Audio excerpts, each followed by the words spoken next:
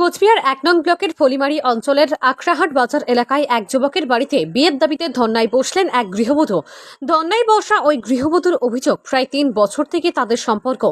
তাকে ওই যুবক বিয়ে করতে রাজি হচ্ছিল না, তাই এদিন কোনো উপায় না পেয়ে ধর্নায় বসেছেন বলে দাবি করেন ওই গৃহবধূ।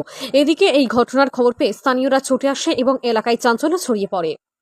দূর করে পেঁচাতে করে প্রতিদিন চাকু ঢুকায়, আমাকে দিন রাত টর্চার করে, সারা শরীরে সমস্ত দিকে দিকে দাগ বানাইছে মেরে, রাস্তার মধ্যে ওর বাড়ির সামনে মায়েরা সারা শরীরের কাপড় আমার রাখে নাই। আমি ওর সাথে আমি সংসার করতে চাই, ও আমার লাইফ নষ্ট করছে। আমি ঘর থেকে আই না। ছিলেন না কতদিন যাবত আপনাদের এই সম্পর্ক? 3 বছর থেকে। আগে কোথায় বিয়ে হয়েছে? আগে বিয়ে হয়েছিল নিশিগঞ্জ চকিয়া ছাড়া। ডিভোর্স হয়েছে?